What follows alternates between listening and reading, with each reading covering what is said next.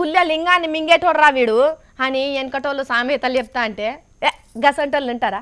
ఎంత పెద్ద దొంగ అయినా దేవుడు అంటే భయపడరా అని అనుకునేదాన్నుల్లా నేను. ఓర్ని ఇవాళ రేపు గుడులల్లా పడుతున్న దొంగలను చూస్తుంటే మస్తు చిత్రం అనిపిస్తున్నదిలా. అసలు బట్టవాసిగాళ్ళకు గంత ధైర్యం ఏడికెళ్ళొస్తుంది కావచ్చు. ఆ దేవుడు అన్నా కూడా దొంగతనం జరుగుతా అంటే చూసుకుంటేనే ఎందుకుంటాడు కావచ్చు నుల్లా. ఇగో ఇది నాగర్ కర్నూలు జిల్లా అచ్చంపేట మండలంలో ఉన్న శ్రీ ఉమామహేశ్వర స్వామి గుడి.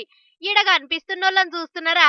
స్వామి దర్శనాని కోసమని వచ్చి ఇంకింత ఎక్కువ పుణ్యం రావాలని పండుకున్న పరమ భక్తులు అనుకుంటున్నారా? కాదు, దొంగలు.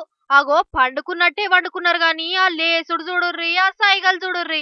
నిద్ర పడితే కదా గుడిలో మంది అందరూ ఎప్పుడు పోతారా అని చూసుకుంటా ఉండి ఇగో ఇట్లా లేచి పోయి గుడిలో ఉన్న హుండీకి ఎసరు పెట్టిర్రు. తాళం పగలగొట్టి సొమ్ములన్నీ ఎత్తుకుపోయిర్రు.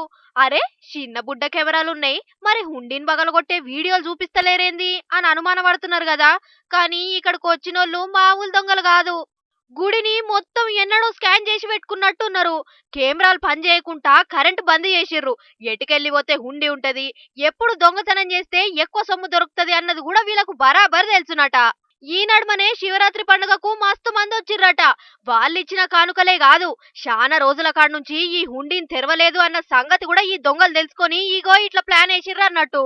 మరి ఎంత సొమ్ము దొరికిందో, దాంట్లో బంగారం ఎంతో, వెండెంతో, పైసలెంతో గాని భక్తుల మొక్కులన్నీ స్వామికి చేరక ముందుకే దొంగల పాలైంది.